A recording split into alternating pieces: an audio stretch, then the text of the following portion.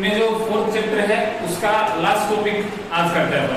Last topic जो है fourth chapter का वो ये है कि redistribution of charges.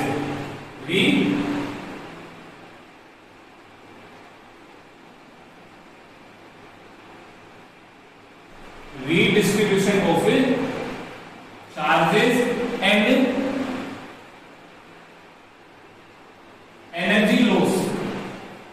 energy loss when two conductors are connected। ध्यान देना बच्चों, अपने पास जो नया टॉपिक है इस टॉपिक को अपन दो टुकड़ों में करेंगे और दोनों टुकड़ों में अच्छी तरीके से इसको समझ के करेंगे। सबसे पहले क्या है रीडिस्ट्रीब्यूशन ऑफ चार्ज का रीडिस्ट्रीब्यूशन। रीडिस्ट्रीब्यूशन का हिंदी में अर्थ होता है पुनर्वितरण, चार्ज का पुनर्वितरण। कब? एंड एनर्जी लॉस, ऊर्जा हानि। कब? व्हेन, जब टू कंडक्टर्स, जब दो चालकों को आर कनेक्टेड, आपस में जोड़ा जाए। जब दो चालकों को आपस में जोड़ा जाता है तो उनके ऊपर आवेशों का वितरण किस प्रकार से होता है? वितरण का मतलब होता है पुनर्वितरण। क्यों यहाँ पे पुनर्वितरण नाम क्यों दिया है? इसका मतलब उन चालकों कंडक्टर्स के ऊपर पहले से कुछ न कुछ चार्ज अवेलेबल है। क्यों नाम दिया है? क्योंकि उन कंडक्टर्स के ऊपर पहले से ऑलरेडी कुछ न कुछ चार्ज डिस्ट्रीब्यूट है।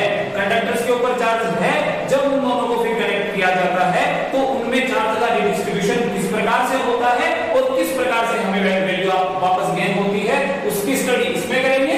फिर जब उनको कनेक्ट किया जाता है, इट मींस उनको किसी न किसी वायर से कनेक्ट किया जाता है, उस वायर का थोड़ा ना थोड़ा रेजिस्टेंस पक्का ही होगा, श्योर होगा। उस रेजिस्टेंस के कारण एनर्जी का लॉस होता है। तो हम ये दो टॉपिक आज स्टडी करने जा रहे हैं और इन दो टॉपिक के साथ ही हमारे जो ये फोर्थ चैप्टर है इलेक्ट्रोस्टैटिक का वो कंप्लीट हो जाएगा और हमारी 12th क्लास का जो इलेक्ट्रोस्टैटिक पार्ट है वो पूरा कंप्लीट होने जा रहा है। ओके, तो अपन इस टॉपिक की शुरुआत करते हैं। तो अपना जो शुरुआती मैटर है बच्चों वो पहले इस बात पे आएगा कि redistribution of charge. Redistribution of charge पढ़ते हैं, स्टार्ट करते हैं अपन। सबसे पहले मान लिया कि ये अपने पास एक कंडक्टर है ए, इस कंडक्टर के ऊपर ये पॉजिटिव चार्ज दिया हुआ है। ओके, ध्यान से देखना बच्चों, मैं डायग्राम बना रहा हूं और ये इसका एक इंसुलेटिंग स्टैंड है। कौन सा स्टैंड है? इंसुलेटिंग स्टैंड, कुचालक स्टैंड, कुचालक स्टैंड। ये कंडक्टर ए जिसके ऊपर क्यू चार्ज है। ओके, अब ये कंडक्टर आ गया बी, इस कंडक्टर के ऊपर भी मान लिया पॉजिटिव चार्ज है और ये भी कौन सा स्टैंड है? इंसुलेटिंग स्टैंड है। यहां पे पॉजिटिव चार्ज इसके ऊपर और डिस्ट्रीब्यूट होया है। ध्यान देना, दो कंडक्टर आपको दिखाई दे रहे हैं, कंडक्टर ए और कंडक्टर बी। कंडक्टर ए और बी दो इंसुलेटिंग स्टैंड पे रखे हुए हैं। आगे बात समझना है यहां तक। अब हम आगे चलते हैं। हमने देखा कि ये दोनों इन दोनों के ऊपर चार्ज है, ऑब्वियस सी बात है इन दोनों के ऊपर चार्ज है। कंडक्टर की कैपेसिटेंस होगी कुछ ना कुछ, कैपेसिटेंस मान लिया C और इसकी भी मान लिया एक बार C मान लेते हैं। अब हमें ये पता है कि इन दोनों के कंडक्टर जो है अगर इनके ऊपर चार्ज सेम है और कैपेसिटेंस अलग अलग है फिर भी इन दोनों का पोटेंशियल अलग होगा। यदि कैपेसिटेंस सेम है, चार्ज अलग अलग है तो भी इन दोनों का पोटेंशियल क्या होगा? डिफरेंट होगा। और जब दो डिफरेंट पोटेंशियल वाले कंडक्टर्स को आपस में कनेक्ट कर दिया जाता है तो उनमें चार्ज रिडिस्ट्रीब्यूट होता है। कब तक होता है? जब तक कि दोनों चालकों या दोनों कंडक्टर का पोटेंशियल सेम नहीं हो जाए।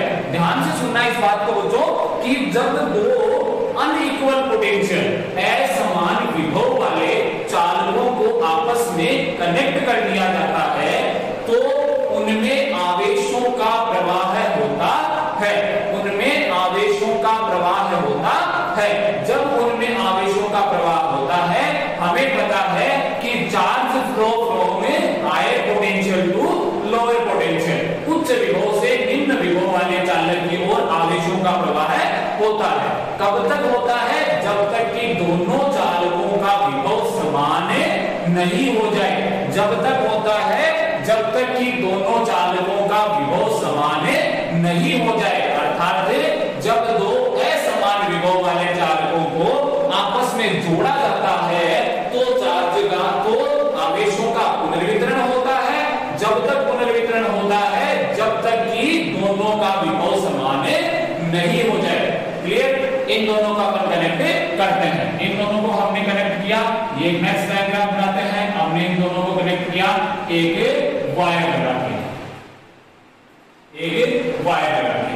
अब इस वायर की हम कंडीशन रखेंगे, ध्यान देना बच्चों, ये आर, इस वायर की हम एक कंडीशन रखेंगे। इस वायर की कंडीशन ये रखेंगे कि इसकी जो कैपेसिटेंस है, इसकी जो कैपेसिटेंस है वो नेग्लिजिबल है। आगे बात समझ में, इसकी जो कैपेसिटेंस है वो नेग्लिजिबल है, अर्थात नगण्य धारिता वाला। धारिता नगण्य क्यों है? क्योंकि जब इसमें से चार्ज जाता है तो यदि धारिता होगी तो चार्ज को वो यहां क्या कर लेगा, स्टोर कर लेगा। इसका मतलब जितना चार्ज एक कंडक्टर से दूसरे कंडक्टर में फ्लो होना होता है उतना चार्ज नहीं हो पाता है। इसलिए हम इसकी कैपेसिटेंस को कितना मान लेते हैं, नेग्लिजिबल मान लेते हैं। कोई दिक्कत नहीं। हमने क्या किया, दो कंडक्टर को हमने एक कंडक्टिंग वायर से जोड़ दिया है। कंडक्टिंग वायर से वायर की कैपेसिटेंस को हमने नेग्लिजिबल माना है, जबकि इसमें रेजिस्टेंस तो कुछ न कुछ है, और जब रेजिस्टेंस होता है तो एनर्जी लॉस जरूर होगा। आगे बात समझ में यहां तक। अब हम चलते हैं, देखना बच्चों, अब मैं इस डायग्राम को सबसे पहले मैं बात करता हूं बिफोर कनेक्टिंग। बिफोर कनेक्टिंग अर्थात जब इन दोनों को नहीं जोड़ा है, जब इन दोनों को नहीं जोड़ा है, Q1 यहां Q2, ये C1 यहां C2, ओके।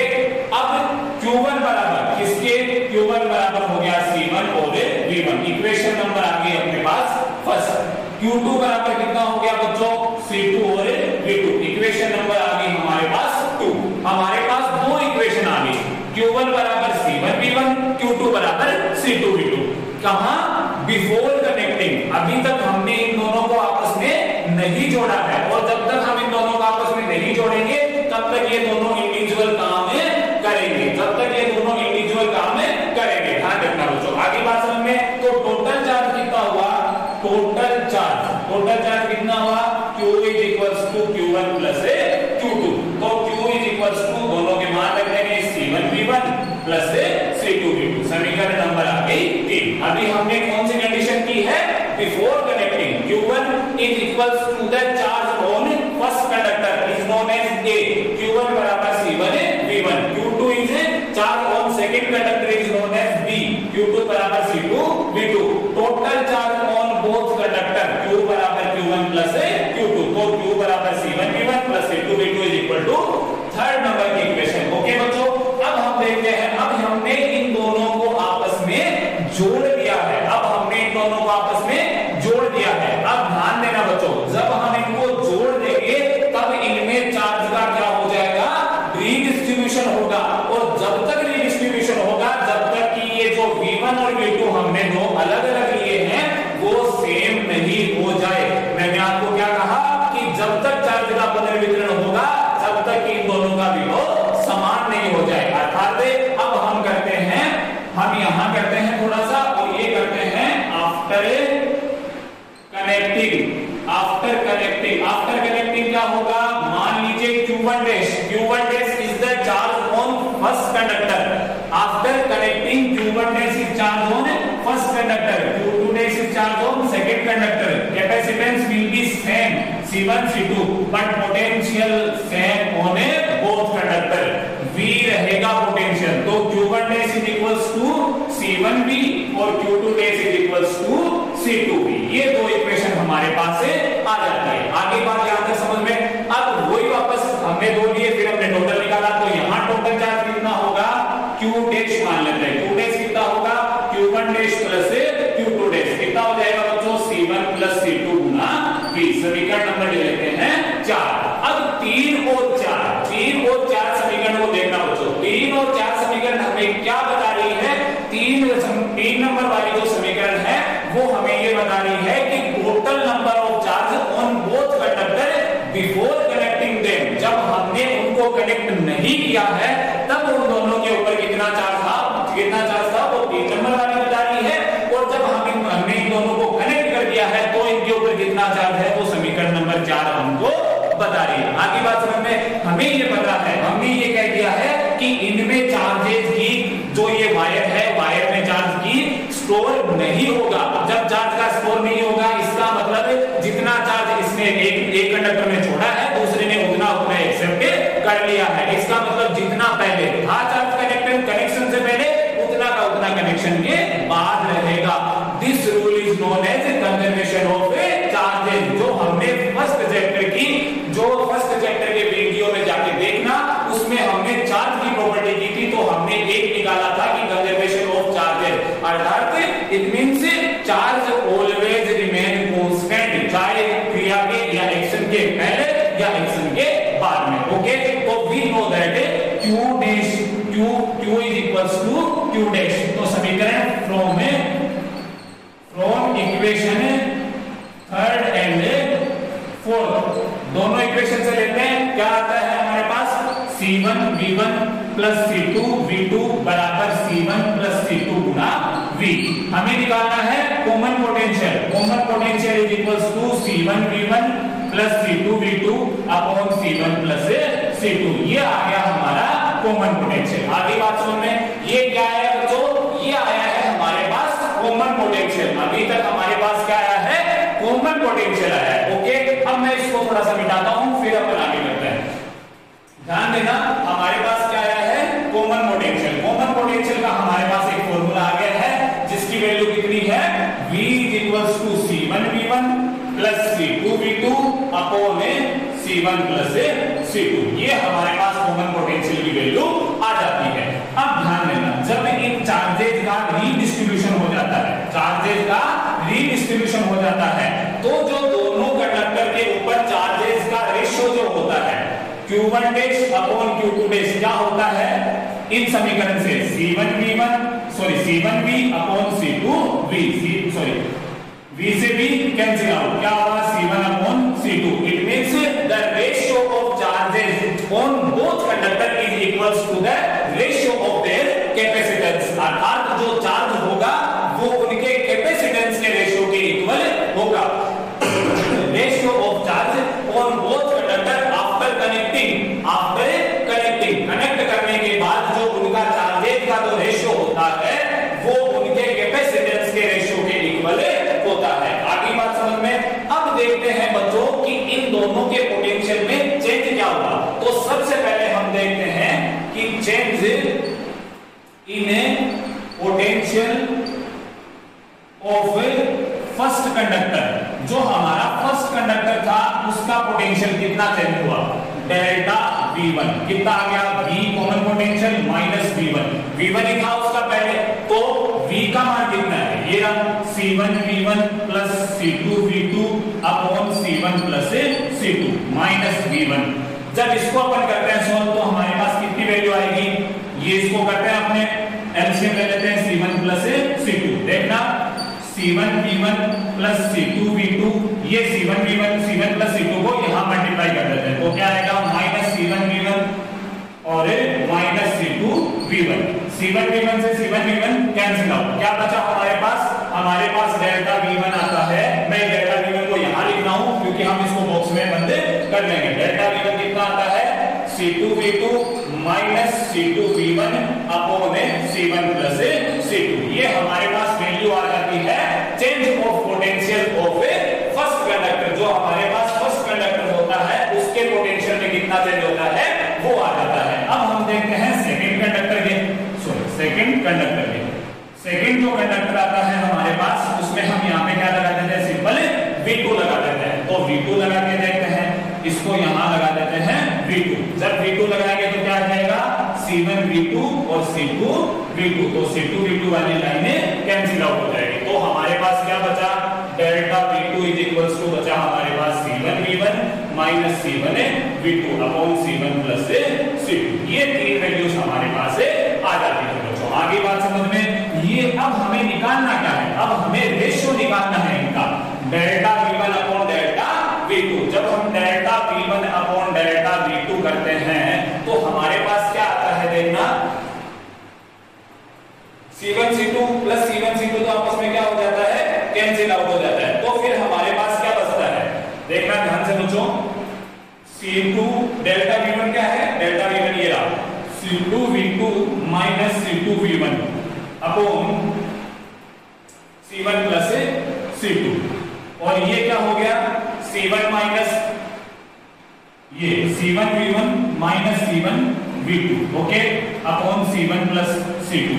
ये C1 प्लस C2 से C1 plus C2 cancel out, यहां से C2 कॉमन ले लेंगे, यहां से C1 कॉमन ले लेंगे, तो V1 minus V2 cancel out हो जाएंगे, तो यहां क्या आ जाएगा बच्चों C2 बटा C1। इसका मतलब ratio of the change of potential in both conductor is equal to the reciprocal of the ratio of their capacitance, अर्थात विभवों का जो अंतर का जो अनुपात होता है वो उनकी धारिताओं के अनुपात के व्युत्क्रम के बराबर होता है। आपको दिखाई दे रहा है डेल्टा V1 के सामने क्या आता है C2, डेल्टा V2 के सामने क्या आता है C1, इसका मतलब उनके व्युत्क्रम के बराबर होता है। क्या होता है?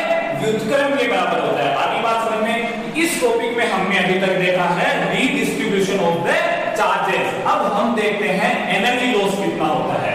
ध्यान देना बच्चों, बहुत सिंपल टॉपिक है, कोई ज्यादा दिक्कत वाली बात नहीं है। अब हम इसको मिटाते हैं और अपन देखते हैं एनर्जी लॉस। सबसे पहले हमने इसको मान लिया कि कनेक्शन नहीं किया, तो बिफोर कनेक्टिंग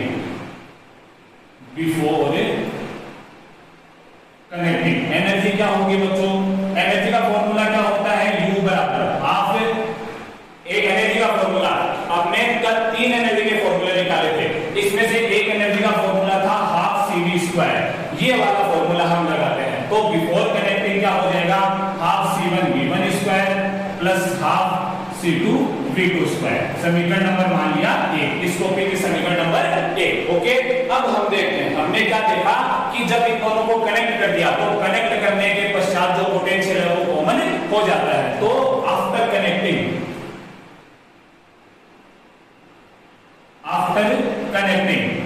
U बराबर U डैश मान लेते हैं हाफ C1 प्लस C2 और V का स्क्वायर। आगे बात समझ में, इक्वेशन नंबर आ गई 2। ये V² कहां से रखेंगे? यहां से रखेंगे। मैं इन दोनों को मिटा रहा हूं और V² की वैल्यू यहां पे रख रहा हूं। ध्यान देना बच्चों थोड़ा सा, U dash is equals to half C1 plus C2 और V² की वैल्यू क्या आ जाएगी? C1 V1 plus C2 V2 का whole square upon C1 plus C2 का होल स्क्वायर। ये वैल्यू आ जाएगी हमारे पास। अब हम इस C1 प्लस C2 से एक को कैंसिल आउट कर देंगे, तो U डैश हमारे पास क्या आ जाएगा? Half C1 V1 plus C2 V2 का whole square upon C1 plus C2। आगे बात समझ में, अब हमारे पास जो ये U डैश की वैल्यू आई है, ये U डैश और ये U, समीकरण नंबर 2। अब जो हमें समीकरण 1 है वो तो एनर्जी उस समय की बता रही है जब तक हमने कंडक्टर्स को कनेक्ट नहीं किया है, और जो समीकरण 2 है वो उस समय की एनर्जी बता रही है जब हमने कंडक्टर्स को आपस में कनेक्ट कर दिया है, ध्यान देना बच्चों। एनर्जी लॉस का मतलब समीकरण 1 और 2 को आपस में सबट्रैक्ट कर देते हैं। आगे बात समझ में, तो हम करते हैं एनर्जी लॉस कितना होता है देखना बच्चों। मैं इसको यहां करता हूं, तो then energy loss is equals to delta U is equals to U minus U dash. U कितना है? 1/2 C1 V1 का स्क्वायर प्लस 1/2 C2 V2 का square minus 1/2 C1 V1 plus C2 V2 का whole square upon C1 plus C2। ये देखना बच्चों, आगे बात यहां तक समझ में। अब हमने ये वैल्यू मैंने समीकरण 1 और 2 से लिखी है। समीकरण 1 U ये वैल्यू और U डैश ये वैल्यू। अब हम इनको सोल्व करते हैं। यहां से देखना तीनों से 1/2 कॉमन आ गया कॉमन। यहां क्या है? C1 V1 का स्क्वायर प्लस C2 V2 का स्क्वायर माइनस इस होल स्क्वायर को आइडेंटिटी जो है वो इसको खोलते हैं अपन, इसको एक्सटेंड करते हैं। C1 V1 का स्क्वायर प्लस C2 V2 का square plus 2 C1 C2 V1 V2। आगे बात समझ में, अपॉन C1 प्लस C2। अब हम क्या करते हैं? अब हम एलसीएम ले लेते हैं। एलसीएम लेने पर C1 प्लस C2 तो क्या आ जाएगा? बाहर आ जाएगा। तो क्या आया देखना बच्चों, 1/2 C1 प्लस C2 हमने क्या ले लिया? एलसीएम। ये C1 प्लस C2 गुना होगा इससे, तो सबसे पहले C1 गुना हुआ, कितना आया? C1 square V1 square plus C1 C2 V1 square plus C2 square V2 square plus C1 C2 V2 का स्क्वायर और माइनस जो हमारे पास ये चीजें थी वो चीजों को वापस हमें लिख देंगे। कितनी चीजें थी हमारे पास, C1 V1 square plus C2 V2 का स्क्वायर एंड माइनस कितना आ गया 2C1 C2 V1 V2। Okay, अब देखना C1 square V1 square cancel out, C2 square V2 square cancel out, ये दो चीजें हमें कैंसिल आउट हो गई। अब मैं इसको मिटाता हूं थोड़ा सा और इसको आगे कंटिन्यू करता हूं। देखना बच्चों, हमारे पास क्या चीज आ गई, delta U delta U equals to 1/2 नीचे C1 प्लस C2। ओके, अब ध्यान देना इसको, ये कितना बचा हमारे पास, C1 C2 V1 का square plus C1 C2 V2 का square minus 2C1 C2 V1 V2 upon C1 plus C2। Okay, ये चीज हम सॉरी ये चीज मैंने नहीं लिखी, तो हमारे पास ये चीज अब बच जाती है। अब ध्यान देना बच्चों, हम इसमें से delta U is equals to 1 upon C1 plus C2। अब हम इन सब में से C1 C2 कॉमन ले सकते हैं। C1 C2 हमने कॉमन ले ली, जैसे ही हम C1 C2 लेंगे तो हमारे पास V1 माइनस V2 की क्या बन जाएगी, आइडेंटिटी बन जाएगी।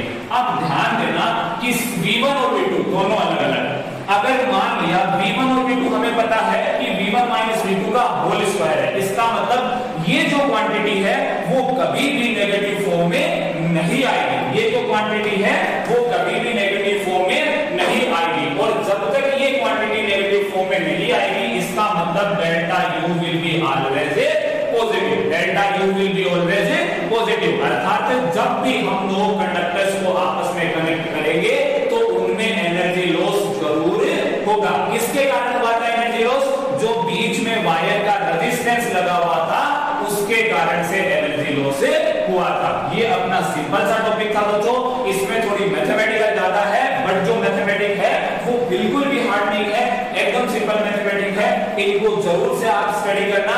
अब हमारे पास एक कंडीशन आती है कि if V1 is equals to V2, इसका मतलब potential of both conductor potential of both conductors are same before connecting। अगर कनेक्शन से पहले ही दोनों का पोटेंशियल सेम हो तो ये क्वांटिटी जीरो, तो then this quantity will also be equals to zero। जब पोटेंशियल सेम ही है तो आप अगर वायर से कनेक्ट करोगे तो उनके बीच में चार्जेस का रिडिस्ट्रीब्यूशन होगा ही नहीं, और जब तक रिडिस्ट्रीब्यूशन नहीं होगा अर्थात जब तक कि चार्ज जो होंगे वो फ्लो नहीं करेंगे उस वायर से, तब तक एनर्जी लॉस होने का सवाल ही नहीं है। एनर्जी लॉस तभी होगा जब जो चार्ज होगा उस वायर के रेजिस्टेंस में से जाएंगे। अर्थात यदि दो सेम पोटेंशियल वाले कंडक्टर्स को कनेक्ट किया जाता है तो उनमें कोई भी प्रकार का एनर्जी लॉस नहीं होता है। इस टॉपिक को थोड़ा ध्यान से पढ़ना, इस बोर्ड पे थोड़ी सी कंसिस्टेंट हो गई है राइटिंग, लेकिन इसको ध्यान से पढ़ना। मैथमेटिक्स जो है बिल्कुल भी हार्ड नहीं है, अगर कोई चीज समझ में नहीं आए तो जरूर से व्हाट्सएप पे या कमेंट बॉक्स करके पूछना। ओके, तब तक के लिए स्टडी करो। अपना 4th चैप्टर कंप्लीट हो चुका है, 4th चैप्टर के साथ ही अपना जो फिजिक्स का एक बड़ा पार्ट इलेक्ट्रोस्टैटिक वो आज कंप्लीट हो चुका है। अब इनके जो 2nd, 3rd और 4th चैप्टर के जो क्वेश्चन के वीडियोस हैं इंपॉर्टेंट क्वेश्चन के, वो अपन नेक्स्ट टाइम देखेंगे। ओके।